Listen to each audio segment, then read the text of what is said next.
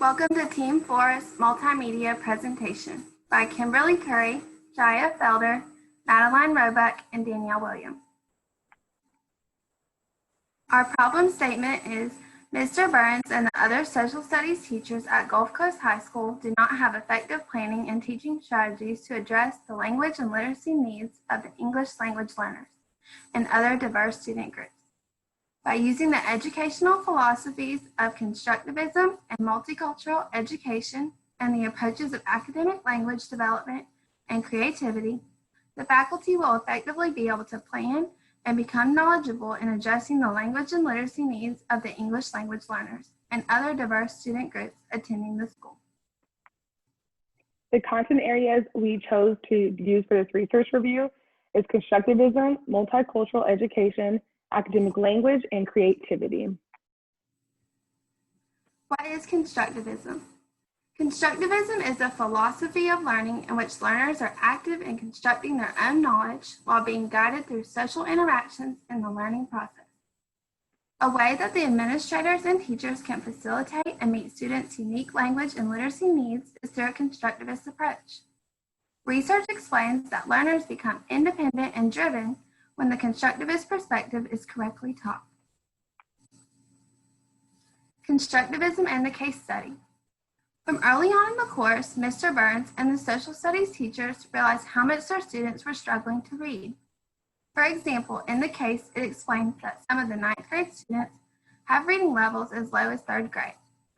Mr. Burns and the other social studies teachers recognized that there were a diverse number of learning and literacy needs within their students, but failed to provide planning and apply productive teaching strategies to meet their needs. Through planning and implementing strategies in a constructivist setting, this will enhance and allow the teachers to focus on these diverse student needs. Implementing constructivist approaches. To successfully meet the language and literacy needs of a diverse population of students, one must understand the different approaches to support the variety of learners. The authors Ray, Farr, and Kelly highlight the importance of constructivist learning and the role of supplying teachers with strategies to reach individual learning styles.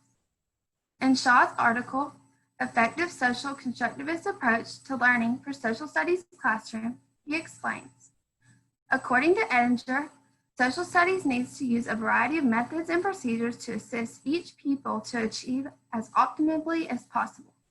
Learners individually possess diverse learning styles and intelligences. The teachers at Gulf Coast High have to be able to reach a majority of students who are English language learners, struggling readers, and have diverse cultures. In order to meet these students on all levels, successful planning and teaching strategies need to be implemented. Constructivist strategies. These successful planning and strategies include important constructivist approaches such as scaffolding, problem-based learning, reciprocal teaching, and cooperative learning. Scaffolding. Woolfolk defines scaffolding as supporting students in moving to more intensive understanding as they keep involvement and enthusiasm. Problem-based learning. In this approach, students collaborate together while the teacher guides them to move to solve authentic problems through research of solutions. Reciprocal teaching. As in constructivist strategies, the role of the teacher is to be the guide or model of different strategies. Within reciprocal teaching, these strategies include questioning, summarizing, predicting, and clarifying. Cooperative learning. Lee and Hannafin elaborate on an important idea from Vygotsky that when students collaborate and correspond with peers, they can develop deeper understandings than just independently.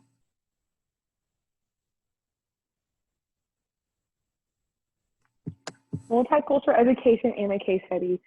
Gulf Coast High School is in an area where about 25% of students are classified as being limited to non-English speakers. The majority of these students are also transient because of their parents' work. The case, What If They Can't Read, describes Mr. Burns, a social studies teacher, acknowledging the challenges he is facing in the classroom. The students that he is teaching are having problems with reading the text that he has assigned to the class. Given that the school is becoming more diverse over the years, the teachers are lacking in regards to upholding compatible classroom instruction to make up for the growing diversity. What is multicultural education?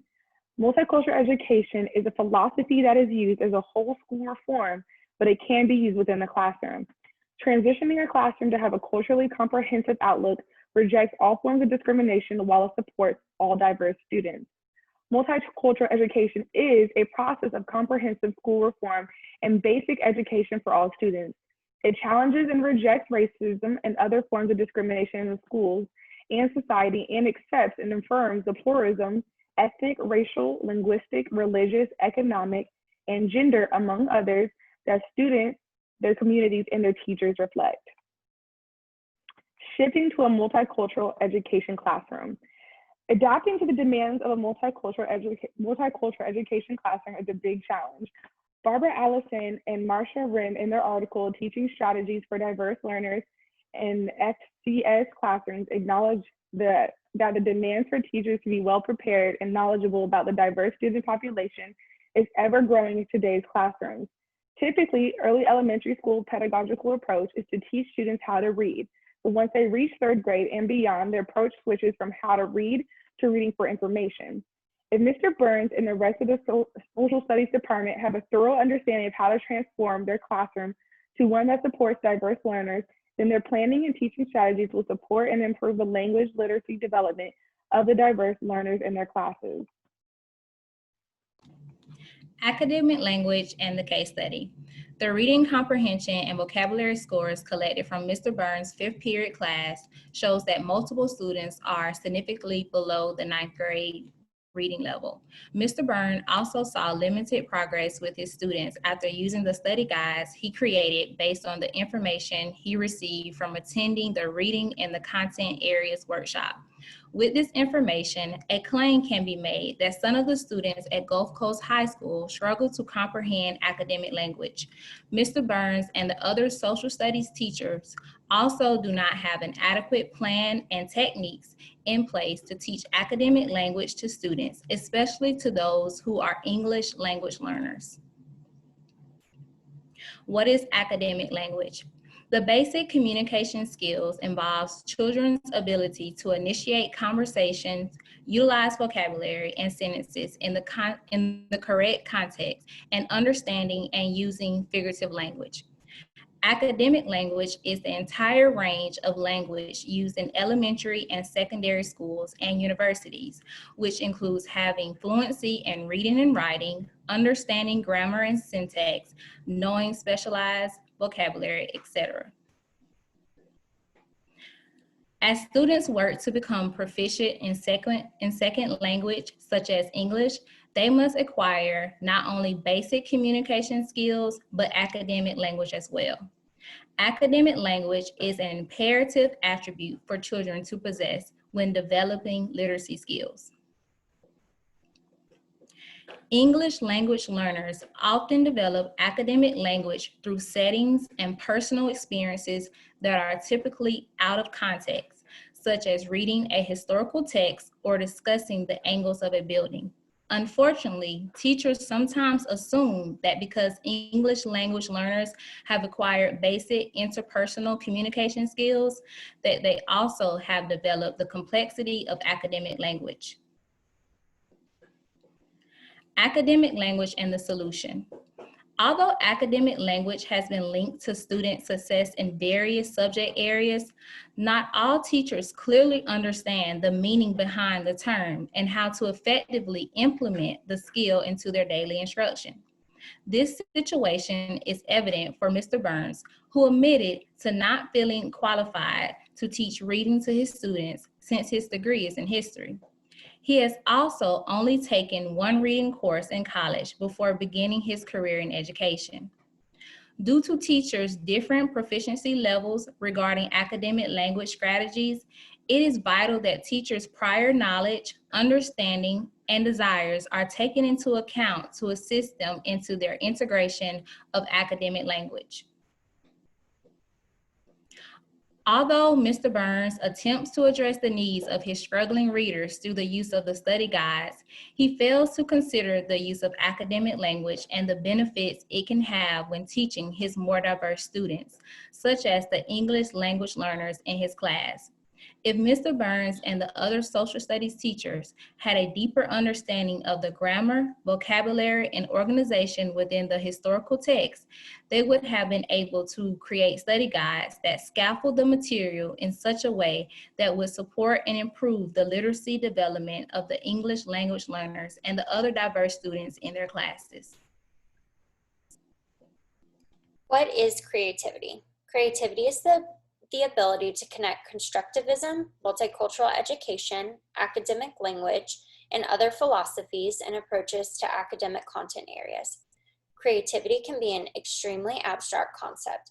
However, Woolfolk simplifies the definition stating, creativity is a process that involves independently restructuring problems to see things in new imaginative ways. Creativity in the case study. The case study showed a perfect example leading up to the need for restructuring, a necessary component to creative problem solving. Restructuring is being able to change the way one thinks about a problem. Mr. Burns and his social studies coworkers are at a loss of what to do in order to move forward and meet the language and literacy needs of their students so that they can succeed in their social studies classes. At the end of the case study, Mr. Burns explained to his fellow social studies colleagues that he is at a complete standstill of how to address the language and literacy needs of his students. At this exact point, the process of restructuring could help Mr. Burns and his colleagues begin to effectively plan together as a team. Creativity is comprised of being flexible and open to new ideas, as well as being able to step away and come back so that one can restructure their thoughts and ideas to ensure that an important moment of insight occurs. Why is creativity important? Creativity is often correlated solely with the arts, but creativity can be learned, practiced, and used in all content areas, as well as in day-to-day problem solving. When thinking about the problem of Mr. Burns and his fellow social studies coworkers, it is evident that they need to come together and collaborate creatively to find an effective plan and novel, innovative teaching strategies to help their students learn their assigned content area, as well as improving their reading skills. There's an imperative demand for the skill of creativity in this day and age. The skill of creativity is a necessity for not only teachers' instructions, but also for students' learning. Creativity is being paired with education more frequently because there has been a realization that creativity helps students succeed across all educational content areas. Divergent, convergent, and evaluative thinking.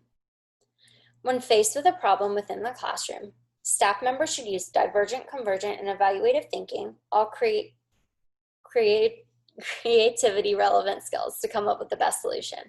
Many people associate creativity solely with divergent thinking. However, convergent and evaluative thinking are equally valuable skills when it comes to being creative.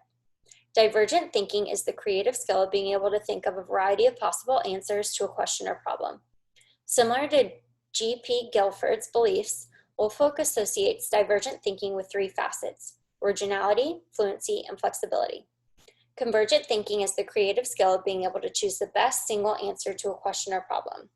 And evaluative thinking involves critiquing an answer based on accuracy, reliability, and validity.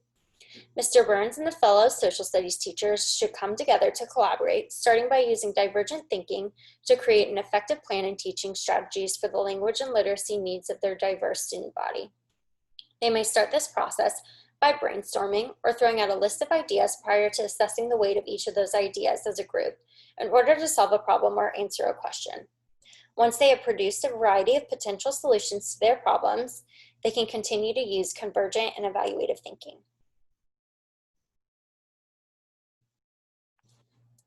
The solution. Mr. Henderson, the principal at Gulf Coast High School, has realized that in order to fix these discrepancies, the teachers will need to start at the foundation of the content and then work their way up to the topic that needs to be addressed. Mr. Henderson decided to reach out to Jumpstart Diverse Learning Program to address these needs. This organization has experienced teachers who give workshops on constructivism, multicultural education, academic language, and creativity. These workshops are intended to address the needs of teachers who are facing struggles addressing their content area within a diverse classroom. Mr. Henderson has scheduled for these workshops to be held during each day of pre-planning.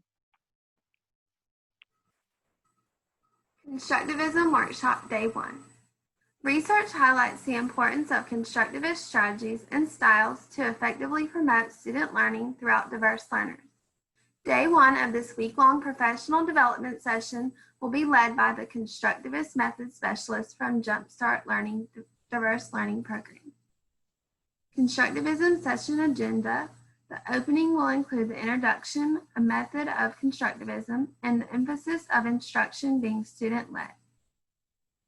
Strategies, planning, and implementation will include explanation and resources of scaffolding, problem-based learning, reciprocal teaching, and cooperative learning. We'll end with a collaborative discussion, sharing between faculty of plans and forthcoming strategies that will be implemented within their own classroom. The opening, Ray, Flora, and Kelly explain the importance of teachers recognizing individual learning differences and their ability to learn social studies in the correct situation. When teachers effectively plan and apply constructivist teaching strategies, they are able to meet students at their individual learning needs. Shin and Yang emphasize the teacher's strategies of motivating diverse learners through culture by planning how to engage all learners, create a positive learning environment, and implement practices to promote a successful combination across curriculum. Through these planning approaches and implementation of strategies in constructivism, the teachers of Gulf Coast High will successfully meet the diverse population of students' language and literacy needs. To begin the session, the constructivist specialist will explain and inform these teachers on the method of constructivism and the importance of instruction being student-led. The strategies. The constructivist specialist will implement the 4 strategies of scaffolding, problem-based learning, reciprocal teaching, and cooperative learning. Within the workshop, constructivism approaches will be highlighted by effectively helping these teachers plan and implement these strategies to reach the language and literacy needs of their diverse students with thorough explanation and resources. The strategy of scaffolding. An important part of scaffolding is support. This is key in scaffolding because it is a collaborative strategy in which the teacher and student interact, forming connections. Scaffolding is used in helping students that need support in a given learning zone. The first strategy support is called design scaffolds and assists in teacher planning and preparation as it builds on students' prior understandings and language skills. Teachers design these plans in advance with the students' prior skills in mind to support autonomous learning. The specialist will provide resources for the teachers to implement concrete materials like visuals with vocabulary words and build up their students' understanding of a summary paragraph. The second strategy support is interactional scaffolds. This type happens within instruction. Teachers use this type of scaffold to prompt students in building on their understanding. Strategy of problem-based learning. In the case study, this approach would have been helpful in allowing the students to work together to create understandings of historical events. Woolfolk explains the teacher's role in this approach as being a mentor, guiding students towards problems, setting goals, and resources. The social studies teachers will be taught to use this strategy effectively by encouraging the students to collaborate together on different topics. The constructivist method specialist will educate the teachers on placing students in diverse, differentiated groups. This will allow the students to support each other on different language levels. Also, this strategy will benefit these diverse learners as they share knowledge between each other. Next, the specialist will implement the importance of providing needed support to promote learning within the group. This way, the students will have the opportunity to build on their own understanding and research with feedback as needed. Strategy of reciprocal teaching. The constructivist approach of reciprocal teaching is an important strategy in regards to reading. Based on the case study and the amount of struggling readers, this strategy would be helpful in Gulf Coast High's classroom of diverse learners. Woolfolk encourages reciprocal teaching because students use strategies to understand and reflect on what they are reading. As in constructivist strategies, the role of the teacher is to be the guide or model of these different strategies. Within reciprocal teaching, these strategies include questioning, summarizing, predicting, and clarifying. With reciprocal teaching, Mr. Burns could effectively use the overview study guide more appropriately for his diverse learners. To improve his method using reciprocal teaching, 3 key concepts are needed. Woolfolk elaborates that responsibility shifts gradually, difficulty matches student ability, and instruction is selected for individual learning needs. The specialist will instruct the teachers in this important strategy to implement to fully meet the diverse learning needs of students. Strategy of cooperative learning. Woolfolk discusses the effectiveness of cooperative learning in regards to English language learners because it involves collaboration across group members and meeting the common learning goal.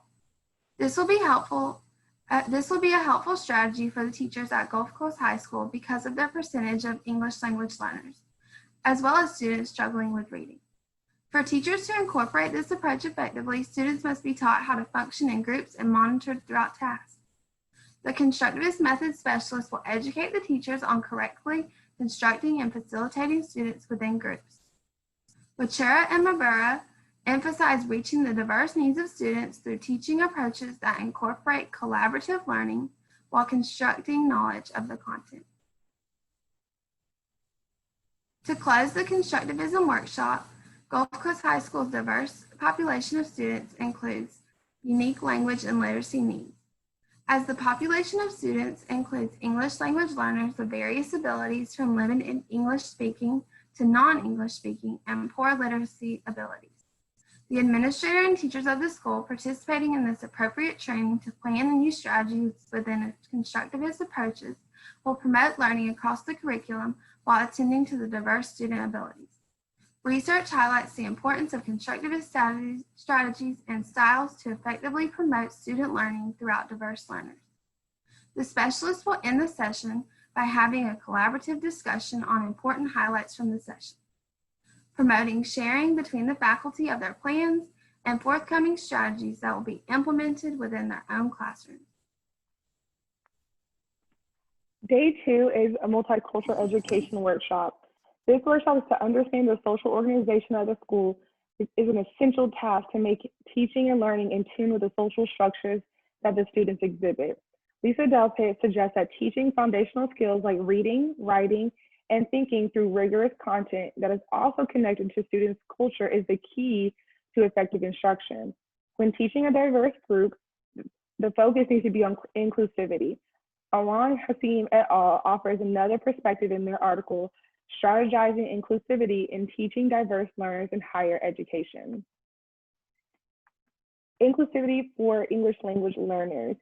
Using differentiated assessments allows students to be tested on the level they are at. Testing a proficient English speaker and a non-English speaker with the same test is bound to have one of the students being unsuccessful. Having goals for non-English speakers to meet also aids in students' participation in their learning. Students knowing what their goals are within the content allows them to have a timeline and a direct pathway to what needs to be achieved by the end of the unit. Accommodation is another strategy offered by Alon Hassim et al. Acknowledging that each student has their differences in their linguistic ability, reading ability, etc., is a pedagogical approach that promotes inclusivity. Promoting inclusivity within the classroom further develops the educational strategies to address the needs of the demographics of the students. And this is the chart to show the 3 different themes for inclusivity. Theme 1 is differentiated assessments. Theme 2 would be motivational strategies, and theme 3 would be accommodations. Teachers' responsibilities. Marcel Sargent and Donna Berkner identified protocols that needed to be put in place for their students that teaches students who are Seventh-day Adventists. This article relates to Gulf Coast High School because they are both having issues when it came to inclusion within the classroom. The article acknowledges the concept that teachers are here for the student and they need to make their students feel like they are a positive addition to the classroom. This article acknowledges the concept that teachers are here for the students and they need to make the students feel like they are a positive addition to the classroom. Within this workshop, we will start to develop positive attitudes towards every student by becoming knowledgeable about the history of the student's culture and the contributions made, develop a plan to help students succeed within the classroom, find ways to include the student's culture, coming up with policies for accepting the students, and find ways to identify students with any learning differences. Academic Language Workshop, Day 3. One way academic language can be implemented in classroom instruction is through a teaching strategy known as the Shelter Instruction Observation Protocol, SIOP. The academic language specialist from the Jumpstart Diverse Learning Program will dedicate part of Day 3 of the workshop to introducing the SIOP strategy to the teachers at Gulf Coast High School.